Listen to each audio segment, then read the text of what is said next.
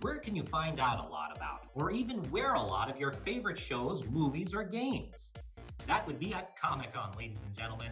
I'm Dean Attari from CUTV, and welcome to the second video of Montreal Comic-Con 2025. In the last video, we enjoyed a nice general exploration of the event, along with interviews with cosplayers, game players, and drawing artists. Well, in this second video, we're going to explore the amazing part of meeting celebrities. If you're a fan of the Dragon Ball and the Super Mario franchises, I hope you'll enjoy the small interviews I was able to have with none other than Charles Martinet, voice actor of the Super Mario Brothers, Elizabeth Maxwell and Jason Liebrecht, voice actors of Dragon Ball Super, actors of two franchises that have changed the world. Speaking of changing the world, before we go to those interviews, I'm going to show you first a question I have asked at the opening conference, which will be technically my first question to Charles Martinet, Elizabeth Maxwell, and Jason Liebrecht. So without further ado, let the fun interactions begin.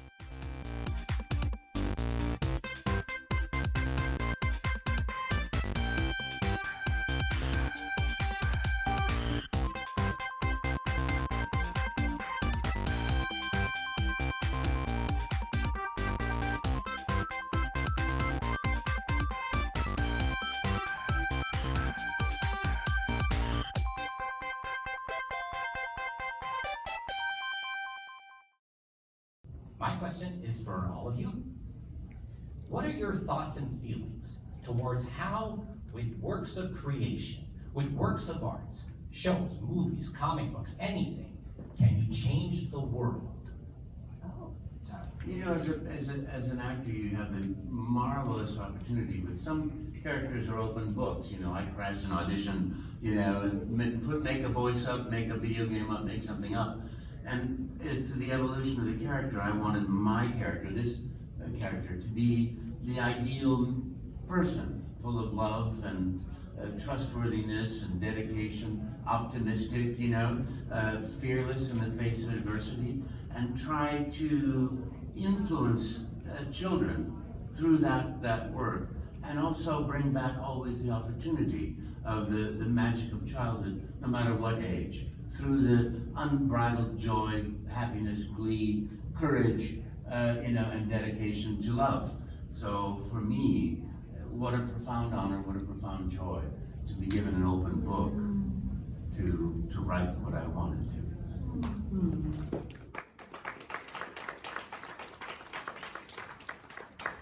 I think it's important to note that just like music, which of course is part of the art you're talking about, you know, all these different genres of entertainment that we start out to present to people somehow become familial. I mean, I have people that come up to my table and say, "Oh, it's the only show my whole family watched together." And you're going, "Really? This show?" And you're like, "Yeah, we all watched it." And you know, I was afraid of it. I go, "Well, you know, it is the gateway drug to horror." And they're like, they don't laugh. They're like, "Yeah, that's true." But you know, so I think it kind of bridges not only families but different types of culture. I mean, people will come from all over the world to see the same thing and got the same kind of entertainment from what you did as somebody from Canada or somebody from Australia or somebody from China. You know, they got some kind of the same kind of entertainment out of it in a lot of different ways. So I think it bridges a lot of different cultures, and so I think that it does do that, especially stuff like comic books. I also think that, you know, art is a mirror to life, or it should be. And the more different people are telling different stories, you know, you can really see over history how, you know, stories change as different people are given the pen, right? And our experience of life and of other people's experience, our knowledge of how the world works just kind of begins to explode the more stories you take in. And in that way, I really do think media, stories, music, all of it really does change the world. It literally opens our eyes to different experience, and our place, I guess, in the world becomes more appropriate, understanding that we're not necessarily the center of the story, right? There's a much larger story that we are just one tiny little part of in this world. And I mean, for that reason, I think that's why, you know, a lot of people came out of the pandemic saying the stories are what saved me through that time. The shows I watched, the music I found, the things I made with my friends, that does change the world, you know? And I think we all want to see ourselves represented in media, right? And so for me, some of the most meaningful things are to be able to bring forth a character that people don't see represented very often, and then to hear the feedback, you know, like to see an LGBTQ character represented in a way that was respectful and realistic instead of fan servicey was so important. That's a huge honor. You know, to have somebody come and say like, hey, listening to your character made me feel less self-conscious about being a woman and having a deeper voice. Like, you move mountains through pebbles, and to hear like those individual stories of positively affecting people is what is so meaningful to me about the art that we get to portray. It's easy to forget this in our everyday lives as well. I mean, my son keeps me in check. He's 16, and you know, I go home and I'm just Papa, and I make breakfast, and I mow the lawn, and I get barked at by my teenager. But then I come to these, and for instance, I had a moment on a panel where an amputee, a veteran of the U.S. Army who had lost his lower leg with an IED in Iraq, had gotten through his time in the hospital in Germany by watching a show that I was in called Darker Than Black. And he came up crying to the mic and said, "You got me through that, and thank me for that." And I forget that you can sometimes have an impact like that. Like Lucy was saying, like Elizabeth was saying, I'm not gonna cry. But it's remarkable to me that we can have that sort of impact through, you know, our own therapeutic playing of characters, and it's amazing. That is amazing. Yeah. One person, one version of changing the world, which is really nice. And also, all the art that we're so lucky to be a part of and perform in, it is a collaborative effort. There's so many artists that are involved in the making of anything that we might appear in and do our part in. And the changing of the world comes from people collaborating and coming together to make anything, whether it's coming together to make a show, to write a comic book, to put on a convention such as this, or any art festival we might participate in. The collaborative efforts that we come together to do are going to be what changes the world, saves us. And why stop with the world? We could do the whole multiverse, right? And they said that Hindu thing, you know, the smallest pebble on a clear lake will spend out ripples beyond the shore to the entire universe. And that, I think every human being, artist, non-artist, just every one of us, has so much more impact than we realize. But it's at times like this, it shows like this beautiful Comiccon, where people can express that feeling that your ripple effect has. It's amazing. That's why I think we're always so grateful to be invited here. Good question. Good question. Merci beaucoup, Montréal. Merci à tous mes amis à Montréal, numéro 1. Merci beaucoup, Montréal. C'est un grand plaisir d'être ici. Merci, creeps.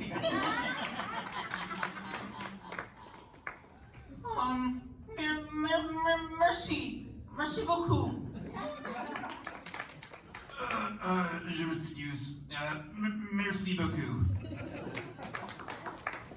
Merci beaucoup. Merci beaucoup, Montréal. Enchanté. Mercy, you pirate. Merci, c'est fleur.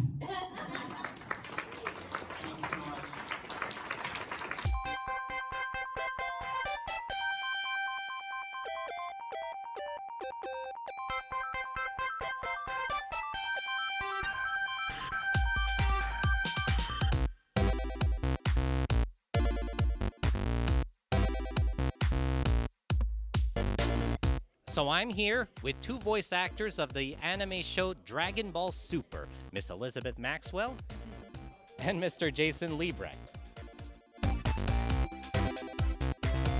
I'm Caulifla, the strongest Saiyan in the universe. And you are Mr. Liebrecht? I am Lord Champa, the biggest aficionado of ramen in the universe. Two members of Universe 6, one of the universe's top fighters, and its god of destruction. I'd like to dedicate this video to Mr. Akira Toriyama. He has done such a great work, and his work does make him immortal, and he did not need the Dragon Balls for that. Now, Miss Maxwell and Mr. Liebrecht, do you believe that it's important for voice actors to be loyal to the characters that they voice? I mean, I would say that in general, I try to exist in a place of gratitude for all of my roles and all of my characters. And I think that it's very important to kind of get inside the head of your character and understand who they are and where they're coming from, regardless of whether they're a hero or a villain or somewhere in between, a scrappy little, fighting antagonist. I would second what she said. She said it pretty well. This was not my main quest. This was distinctly a side quest that became kind of the major event in my career, and I'm very grateful. If the Dragon Ball Super adventures continue, I will be excited to see both of your characters again. I'm sure all the fans will, because I think that in the Universal Survival Saga, something great started. And I hope the adventure continues. Thank you all for coming. Yeah, Universe 6! Yeah, thank you so much, guys. We'll see you soon.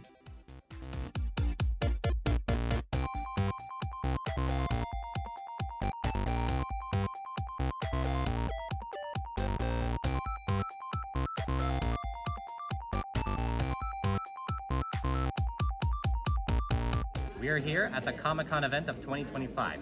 Mr. Martinet, tell us, for how many years have you been voicing the Super Mario Brothers? Well, first let me say, hello, it's me, Super Mario. Woohoo, you number one. And Luigi too. Oh. And Wario, ever today. Oh. And when Luigi, everybody's eating me. And baby Mario, let's go. Yahoo. So I've been doing the voice of Mario and Friends for, I guess I crashed an audition in 1991. So I don't know if I can do the math, but that's about 34 years. Well, I'm sure I speak for everybody at this convention that we are very glad to have you here. And we deeply encourage you to stay loyal to your characters. And because just with that work alone, you're making a huge difference in not just the video game world, but in the whole. Thank you. It's a profound honor and a joy for me to do what I love to do, and to know that it has an impact on people. Coming to Montreal Comic Con is like a very special experience, because you get to meet fans of the Mario work, the Mario world. And I am also a fan, so we got to share that moment, and to know that you touch people's lives when people say, you're the voice of my childhood, or, I used to play with my grandfather when I was growing up, now I play with my kids. That really has a tremendous impact, There's not enough gratitude in the world, but when you come to a show like this, there's just wave upon wave of gratitude, which reminds me to be grateful for every moment. Absolutely. Gratitude helps you be grateful for what you already have. Yes, and it's generating energy. The more you feel grateful, the more you have to be grateful for. Of course. I mean, it's all right to desire more things, but it's also important to be. It's important also to not let your happiness be conditional to obtaining the things that you desire. Yeah, I could go with that, yeah. But it's important to remember the joy, remember the love, remember the happiness and the fun.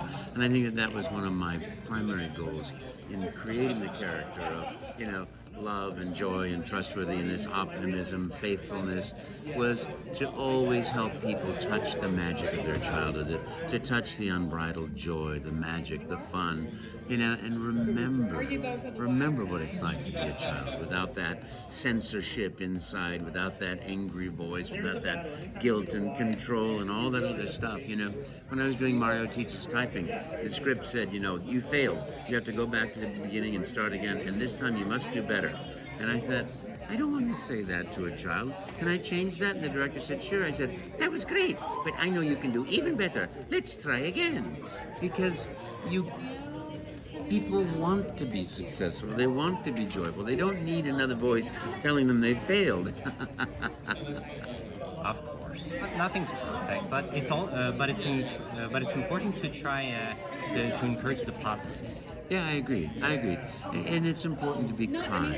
Our world today is lacking kindness, lacking respect for people, lacking the sense of commonality that we're all humanity, colors of skin, religion, sexuality, all that stuff. All the things that seem to be obstructing us today are all man-made or all human-made. We're all the same. Everybody's the same. Skin color is just skin color. It's not anything. One of my greatest inspirations is Mr. Charles Chaplin. Oh yeah, Charlie Chaplin, and his speech from his movie The Great Dictator. Yeah, it still stands today. More than cleverness, we need kindness. We need kindness, and that's more than ever. We need kindness. Yeah. And I also like to quote one of the sayings from one of my favorite TV shows. It's nice to be important, but it's more important to be nice. Yeah, here, I agree. The show is Everybody Loves Raymond. Yeah, and it's easier to be kind than it is to be hostile and angry. The energy of entitlement. Oh, I should have this, and I'm the one that, me. It's a big universe, and we're all part of it together. And when we work together, our synergy makes us more. So let's work together. And thank you for playing my games.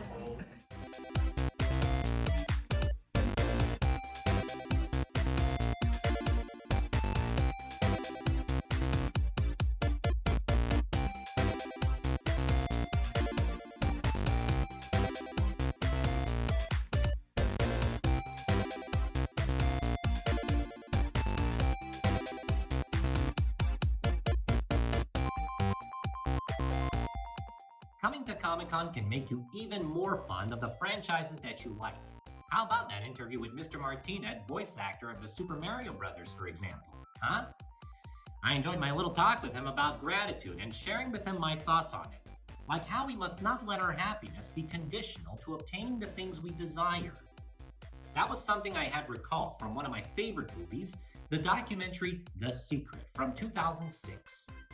After being surrounded by people who are also fans of what you're a fan of, after exploring various merchandises of the franchises you like, and even meeting people who help give life to the franchises that you like, it's understandable if your bond with them becomes even stronger than ever. You see, my personal answer to how with works of art, movies, shows, comic books, for example, can change the world, is by providing good messages. They don't just entertain us during relaxing times. They can inspire us, maybe give us strength in life. Or it's like something Mr. Ian McDiarmid, who played as Emperor Palpatine in the Star Wars franchise, had mentioned during his Q&A when I asked him this question myself. Change people's thinking or how they feel about things. Comic-Con is definitely an event with good taste. Literally also. I'll certainly be happy to come again to Comic-Con next year. It's a lot of fun that you can even taste it. On that note, may the Force be with you. But most of all, may the fun stay with you all the way till next year. Cheers!